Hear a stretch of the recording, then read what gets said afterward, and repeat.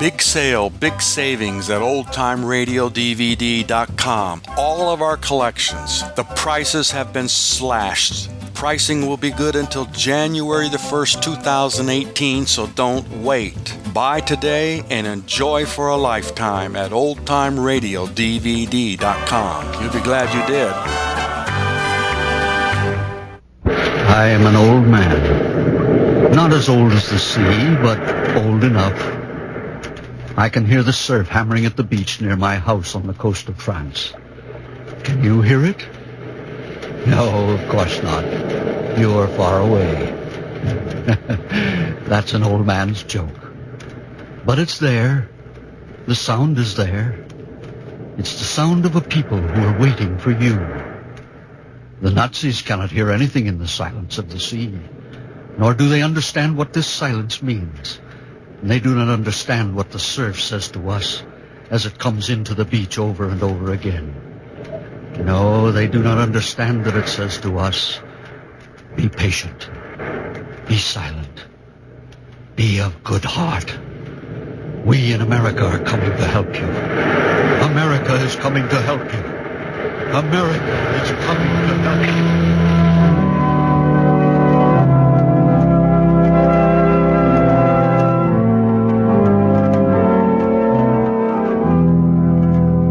The National Broadcasting Company, in cooperation with the Council on Books in Wartime, presents the 45th in its series, Words at War. Tonight we bring you a radio adaptation of a novel that was written in Nazi-occupied France. It is entitled The Silence of the Sea, the story of an old Frenchman and his niece, and of the German officer billeted in their house. The old man tells the story, starting from the day the Nazi officer comes to occupy a room in his house.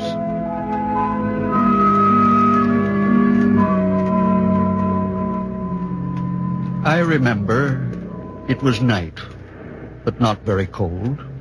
All that November it was never very cold. My niece had just brought me my coffee.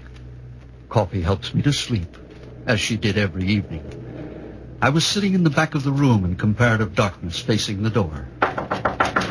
My niece looked at me and put down a cup. I kept mine in my hands. My niece went to the door. A Nazi officer, tall, massive, stood in the doorway. If you please. He seemed to be gauging the depth of the silence that awaited him. Then he came in. My name is Werner von Ebrenack. I'm extremely sorry. My niece was leaning against the wall, looking straight in front of her. I didn't get up. The silence deepened like a live thing between us. It had to be done, of course. I would have avoided it if I could. I will do my best not to disturb you. The silence was unbroken. It grew closer and closer like the morning mist. It was thick and motionless. The immobility of my niece, and for that matter my own, made it even heavier. Turned it to lead. The officer stood without moving, till at last I saw the beginning of a smile on his lips. I could go up to my room now, but I don't know the way. My niece turned, went up the stairs, and the officer followed her. I noticed that he was lame in one leg. I heard him going up the stairs.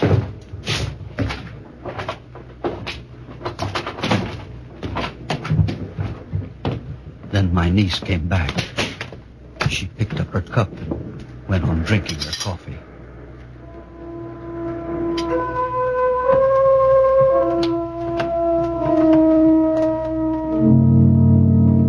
The next evening, he came back at the same time as before.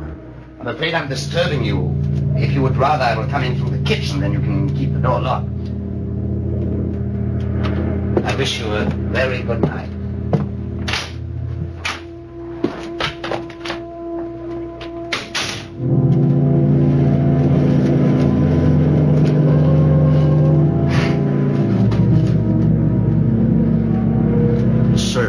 Into the beach again and again, eternally, relentlessly, silently. Like the sea, we would not compromise. We would not give in. So when the officer asked us to lock our door, well, we never did. By a silent agreement, my niece and I had decided to make no changes in our life. Not even in the smallest detail, as if the officer didn't exist. As if he had been a ghost.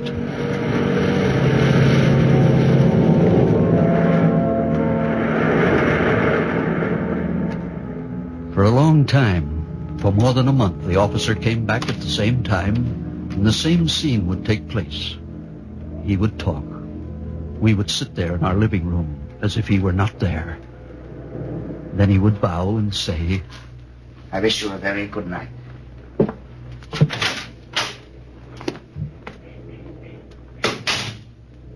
But one evening there was a change. Everything changed abruptly. Outside, a fine snow mixed with rain was falling, terribly cold and damping. On the hearth I was burning the heavy logs which I kept especially for nights like this. Then he came. Excuse me. I'm feeling cold. I got wet through and my room's very chilly. I will warm myself at your fire for a few minutes. He crouched by the fire and his eyes rested on my niece. He looked at her for a long time. Then he looked away. I'm a musician. My niece went on with her knitting. I'm not a performer. I'm a composer. That's my whole life. And so it's comical for me to see myself as a man of war. Yet I don't regret this war. No, I think that great things will come of it. Oh, forgive me. I may have said something that hurt you. But I was saying what I think. And with sincere good feeling. I feel it because of my love of France. Great things will come of it for Germany and for France. I think that the sun is going to shine over Europe. I wish you a very good night.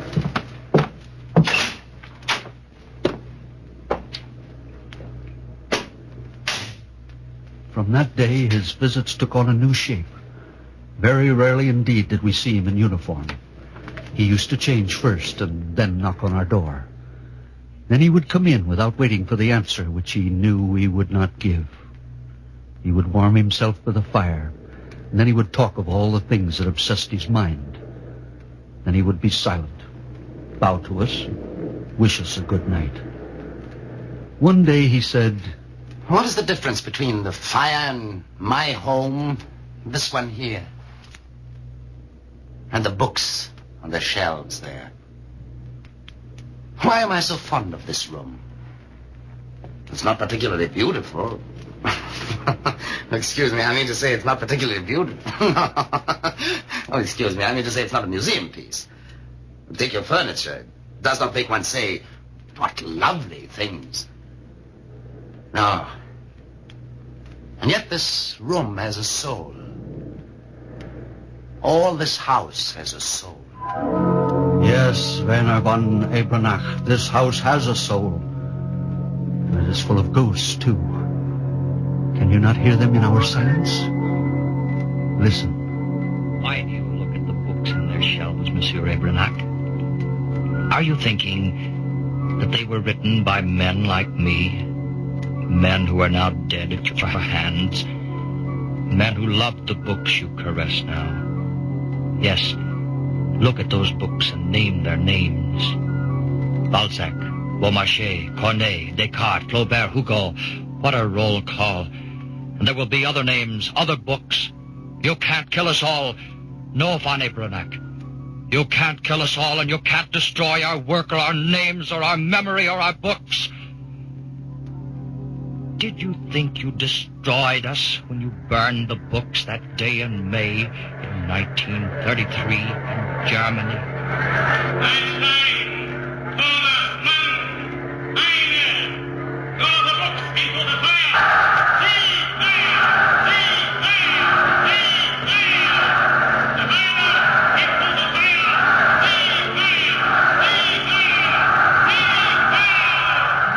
No! You cannot destroy our work, nor the work of any man who has written in good faith. Think of that, von Ebranach, as you caress the books. Ghosts. Don't you hear them, von Ebranach? No. You only hear the sound of your own voice in our silence. When it comes to music, then it's our turn. Ha! Bach, Handel, Beethoven, Wagner, Mozart. Which name comes first? Which name comes first? There are ghosts in this house, von Abranach. Don't you hear them? Which name comes first? Can you forget Bizet, Offenbach, Meyerbeer, who studied and worked in France? Can you forget Maurice Ravel, and Milo and Saint-Saëns, Debussy, Mahler and Mendelssohn? Or do you remember only the ugly voice snarling? Verboten! Verboten! Verboten! Do you think you can stop the music? Which name comes first? Does it matter? Do you think you can take the culture of a nation by the throat and choke it to death? Choke it into silence? Don't you see? We are here all around you. Our writers, our musicians, the living and the dead. We are like the sea. You cannot forget us. You cannot silence us forever.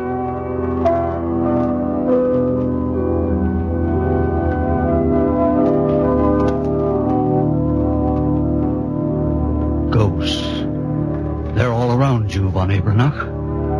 But all you can hear in the silence is the sound of your own voice. Now we're at war, but this is the last time. We won't fight each other anymore. We'll get married. Germany and France. Yes, when we entered Saintes, I was happy that the population received us well. I was very happy. I thought, this is going to be easy. And then I saw that it was not that at all. It was cowardice. Oh, I despised these people. And for France's sake, I was afraid. I thought, has she really got like that? Oh, no. I have seen her since. Now I'm happy at her stern expression. He was looking at my niece, at her closed, obstinate, delicate profile. She continued knitting, and he continued his monologue. I'm happy to have found here an elderly man with some dignity. And a young lady who knows how to be silent.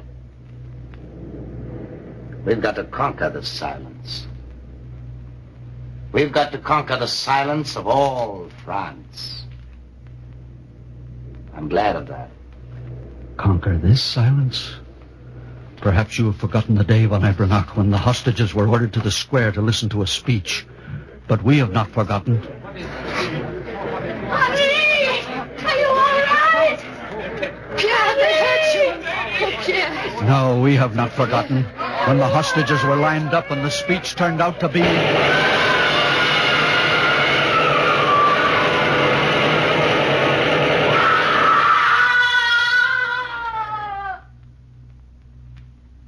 Conquer such a silence? The next day, and many days like them, at the funeral.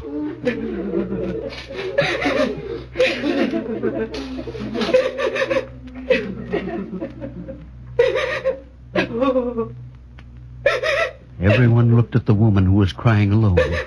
And when she saw that she was alone in her crying, she stopped. And she was no longer alone in the silence of that graveyard. Conquer such a silence? I looked deep into the eyes of von Abranach, into the eyes of this refined, cultured gentleman who was now smiling at my niece, and said, We've got to conquer the silence of all France.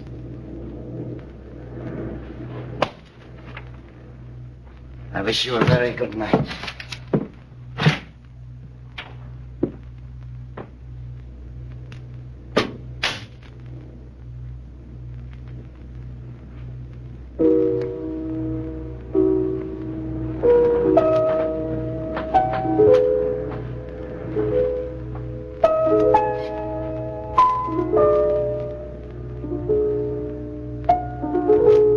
One evening, Feiner von Abranach played the piano.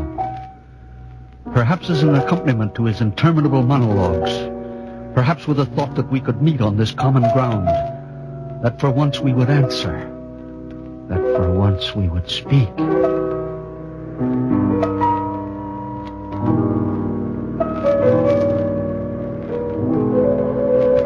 There's nothing greater than that music. Yes, it's inhuman music. Bach. He could only be a German. Our country has the character. That inhuman character. I mean by inhuman, that which is on a different scale to man. I thought to myself, inhuman, yes. And I knew what I meant by inhuman. That kind of music. I love it. I admire it. It overwhelms me. It's like the presence of God in me, but it's not my own. For my part, I would like to compose music which is on the scale of man. That also is a road by which one can reach the truth. That's my road. I don't want to follow any other. Besides, I couldn't. That I know now. I know it to the full. Since when? Since I have lived here.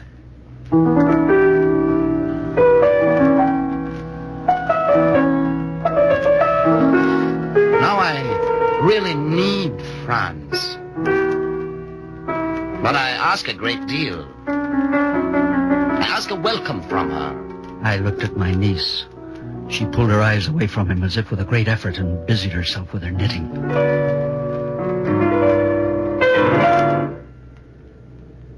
We will overcome all obstacles. Sincerity is bound to overcome all obstacles. I wish you a very good night.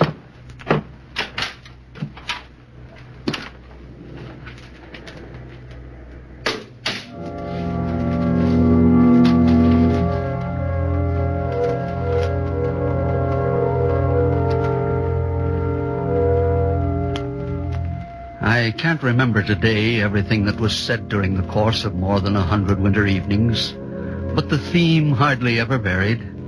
It was the long rhapsody of his discovery of France, how he had loved her from afar before he came to know her, and how his love had grown every day since he had had the luck to live here. He would often talk about the politicians of the Nazi Party.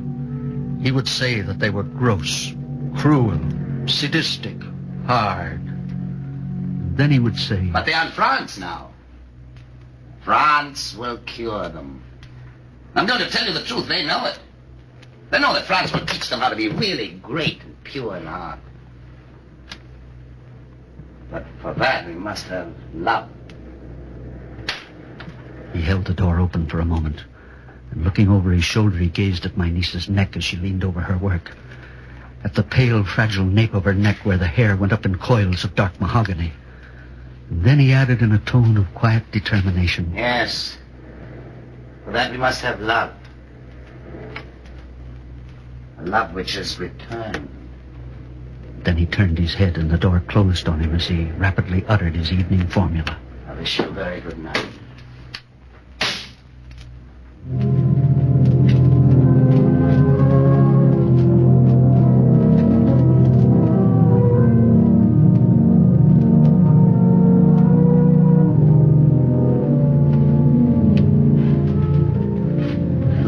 Spring days came at last. Always in the background we could hear the surf booming on the beach. And always in the background of our silence, Von Ebrenach could hear something he couldn't understand. Sometimes he played the piano when he talked. Sometimes he would pause and cock his head like a dog who hears something strange and far away, as if he were trying to hear something in that room in which the three of us sat night after night. One night he said, I feel sorry for the men of Vichy.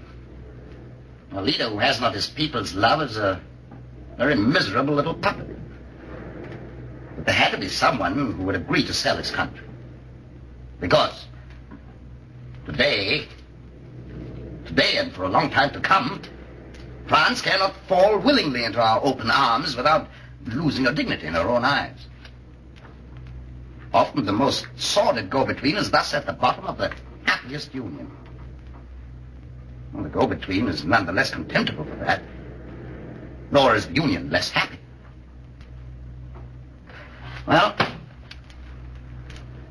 I'm going away to Paris for a few weeks. I expect to see my friends there. I'm sure that many of them will be there for the negotiations which we are conducting with your politicians to prepare for the wonderful union of our two countries. So I shall be, in a way, a witness to the marriage. I want to tell you that I'm happy for the sake of France, whose wounds will thus be so quickly healed. But I'm even happier for Germany, and for myself. No one will ever have gained so much from a good deed as will Germany, by giving back to France her greatness and her liberty. I wish you a very good night.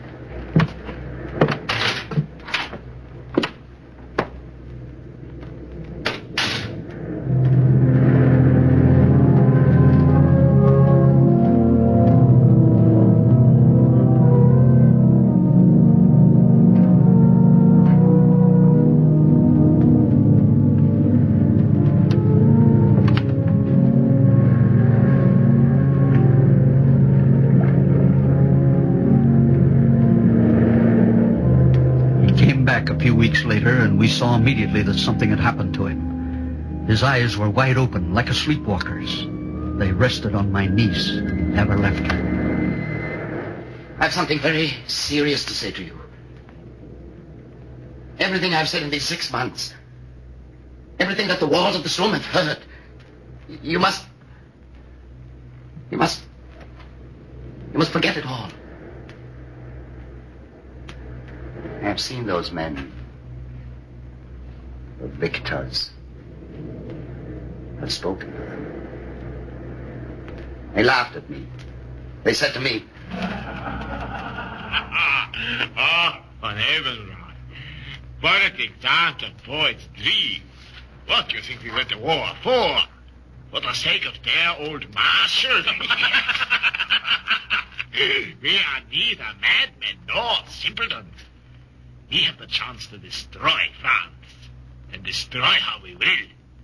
Not only her material power, her soul as well. Particularly her soul. The soul is the greatest danger. That is our job at the moment. Make no mistake about it, my dear fellow. We'll turn it rotten with our smiles and our consideration. We'll destroy France forever. there's no hope. No hope, no hope, no hope. They were rather angry with me. They said, There you are, you see? You see how infatuated you are with her, with this France. There's the real danger. But we'll rid Europe of this pest. We'll purge it of this poison. they've explained everything to me.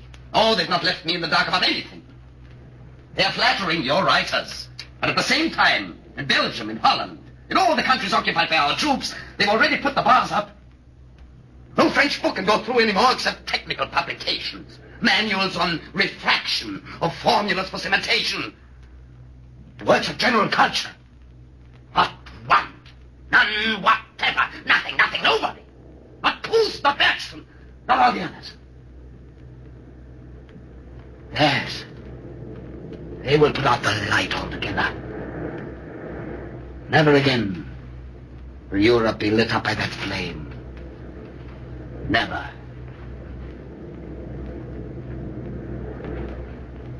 I have applied to be transferred to a fighting unit. I'm authorized to set off tomorrow.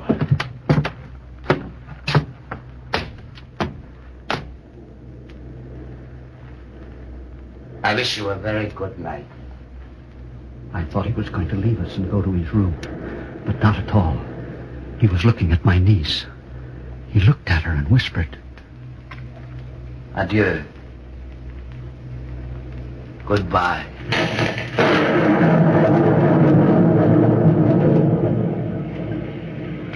He did not move. He remained quite motionless. And in his strained and motionless face, his eyes were the most strained and motionless things of all. For they were bound to other eyes, too wide open, too pale. The eyes of my niece. That look between them lasted and lasted. How long? Lasted right up to the moment when at length the girl moved her lips. Vaner's eyes glittered. I heard... Adieu. Bye.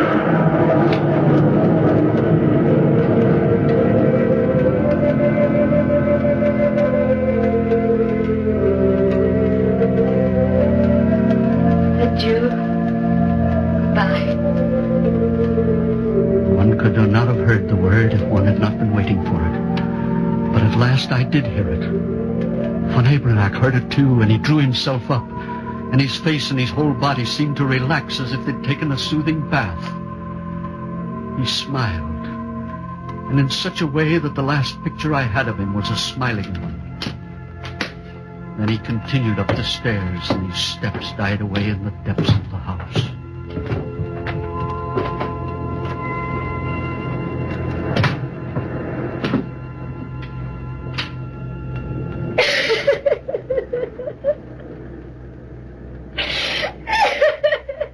Why do you cry?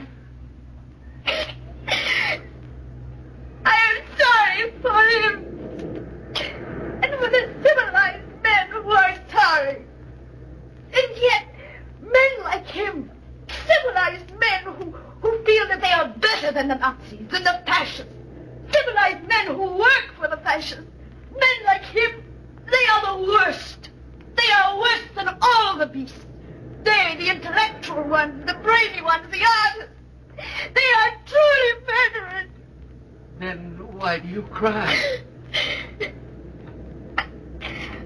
I don't know.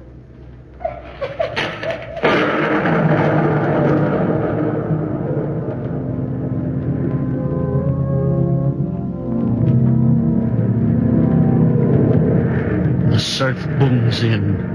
It is no longer silent. Listen carefully, and you will see that it is like the sound of the whispering of people. And that whisper will grow larger, louder. Listen carefully. Do you hear? The surf is a crowd, the voice of the people speaking. It is a wind, a storm, a tempest, a hurricane that will sweep across France when the Americans come. For we are waiting. We are waiting. And when you come, we will be silent no more.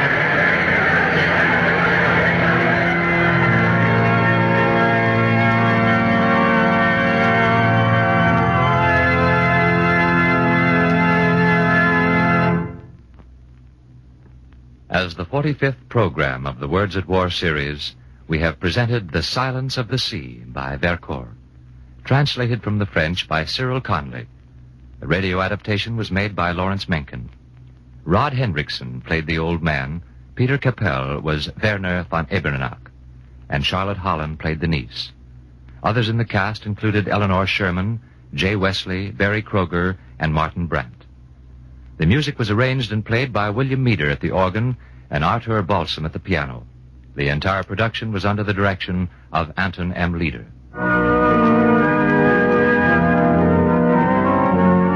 Next week, we will present Robert Sherrod's Tarawa. Words at War is brought to you in cooperation with the Council on Books at Wartime, the National Broadcasting Company, and the independent stations affiliated with the NBC network.